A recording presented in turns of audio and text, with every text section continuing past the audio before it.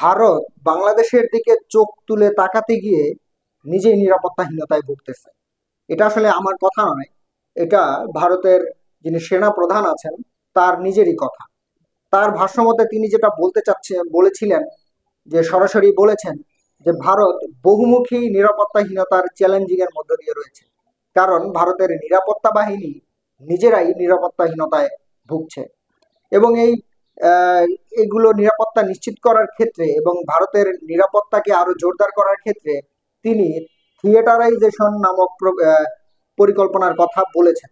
এবং এই কথা বলতে গিয়ে তিনি যে উদ্বেগ প্রকাশ করেছেন, যে আসলে সেইখানের মধ্যে একটা দুঃখ প্রকাশের ভাব নিহিত রয়েছে। কারণ হচ্ছে, ভারতের যেসব বাহিনীগুলো রয়েছে, যে তিন বাহিনীর, ভারতের বিমান বাহিনী, নৌবাহিনী, সেনাবাহিনী, কোনো বাহিনীর সাথেই কোনো বাহিনীর যোগাযোগ কিংবা সম্পর্কটা তেমন ভালো নেই, যার ফলে থিয়েটারাইজেশন সম্পন্ন করা মুশকিল হয়ে পড়েছে। ভারতে আমরা দেখেছিলাম যে আসলে গত 1 বছর ধরেই ভারতে নানা ধরনের কিন্তু অরাজকতা চলতেছে, এবং সেখানে সন্ত্রাসী হামলার সম্ভাবনাও কিন্তু থেকেই যায়। এবং সেখানে কিন্তু নানা ধরনের ধর্মীয় দাঙ্গা, তারপরে হচ্ছে সংখ্যালঘুদের উপর নির্যাতন এবং নানাবিধ সন্ত্রাসী হামলা কিংবা গেরিলা হামলার আশঙ্কায় কিন্তু ভারত এই মুহূর্তে রয়েছে। এবং ইদানিং সেগুলো ভারতের মধ্যে কিন্তু ঘটতেছে। তো এটা যে আসলে ভারতের শুধু একার সেটাও না, দক্ষিণ এশিয়ার যে সকল দেশগুলো আছে, বাংলাদেশ, ভারত, নেপাল, ভুটান, শ্রীলঙ্কা, প্রত্যেকটা দেশই কিন্তু এখন নিরাপত্তাহীনতার মধ্য দিয়ে যাচ্ছে। বিশেষ করে আমাদের বাংলাদেশও যে আসলে নিরাপত্তার মধ্যে আছে বিষয়টা এরকম নয়, বাংলাদেশে কিন্তু নিরাপত্তাহীনতার মধ্যে ভুগছে। আসলে এবার আসি, আসলে ভারত আসলে যেই থিয়েটারাইজেশন করতে চাচ্ছে, এটা হচ্ছে থিয়েটারাইজেশন হচ্ছে যে সব বাহিনী মিলেই একটি যৌথ পরিকল্পনা বাস্তবায়ন করা। এখন এই তিন বাহিনীর মধ্যে যদি যোগসূত্র একত্রে গাঁথা না থাকে, তাহলে এই আহ, এই পরিকল্পনা বাস্তবায়ন কোনোভাবেই সম্ভব না। কারণ ভারতের একার পক্ষে, ভারতের একার যে সেনাবাহিনী আছে, যে সেনাবাহিনীর একার পক্ষে ভারতকে কিন্তু নিরাপত্তা দেওয়া কোনোভাবেই সম্ভব নয়। এতে বিমান বাহিনী এবং নৌবাহিনী মিলেই কিন্তু এই নিরাপত্তা বিস্তৃত করে রাখে।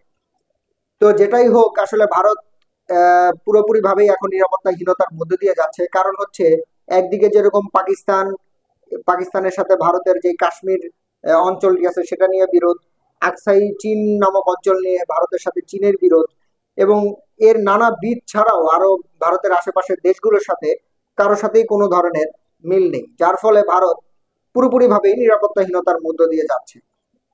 আসলে কখনোই আমরা চাইবো না যে আমাদের প্রতিবেশী একটি দেশ নিরাপত্তাহীনতায় ভুগুক কিংবা সেই দেশটি খণ্ড বিখণ্ড হয়ে যায়। এখন এই নিরাপত্তাহীনতার কারণে ভারত আসলে যে একত্রিত থাকতে পারবে কিনা, সেটাই এখন প্রশ্ন হয়ে দাঁড়িয়েছে। কারণ ভারত যে নিরাপত্তাহীনতার মধ্য দিয়ে যাচ্ছে, এতে করে ভারত এক একটি অঞ্চল হারাতে যেতে পারে, বা এক একটি অঞ্চল বিভাজন হতে পারে। এটিকে আন্তর্জাতিক চাল কিনা সেটাই এখন দেখার বিষয়। কারণ বিশ্বের বড় বড় যেসব দেশগুলো আছে সেগুলোতে কিন্তু বিভাজন করার ক্ষেত্রে বিশ্বের অন্যান্য বড় বড় শত্রু দেশগুলো কিন্তু লেগেই থাকে। তো সেক্ষেত্রে ভারতও হয়তো সেরকম বিভাজনের ট্র্যাপে পড়তে পারে, যাতে করে ভারত এত বড় দেশ, এটাকে যদি বিভাজন করা যায়, তাহলে হয়তো ভারতের যে শক্তি সেটা হয়তো শেষ হয়ে যাবে। তো এই প্রচেষ্টায় হচ্ছে বিশ্বের অন্যান্য দেশগুলো কিন্তু মরিয়া হয়ে আছে। তো আমরা কখনোই চাইবো না যে একটা প্রতিবেশী দেশের মধ্যে অরাজকতা বিরাজ করুক। কারণ প্রতিবেশী দেশের মধ্যে যদি অরাজকতা বিরাজ করে, তাহলে আমাদের দেশেও সেটার রেশ এসে পড়বে এবং পুরোপুরি ভাবেই পড়বে। আর আমরা হচ্ছে পুরোপুরি ভাবেই একটি দরিদ্র সীমার মধ্য দিয়ে দেশ, যার ফলে প্রতিবেশী কোনো দেশের মধ্যে সংঘর্ষ সৃষ্টি হলে সেই সংঘর্ষের পুরোপুরি প্রভাবটা আমাদের এই ছোট্ট দেশটিতে এসে পড়বে। তো অবশ্যই চাইবো যে আসলে ভারতের যারা নিরাপত্তা রক্ষীরা আছেন, তারা সকলে মিলে হয়তো ভারতের পুরোপুরি ভাবে নিরাপত্তা দিবেন, এবং পাশাপাশি দেশের শান্তি শৃঙ্খলা বজায় রাখার ক্ষেত্রে সেই সরকারকে আমি বিনীতভাবে অনুরোধ জানাবো।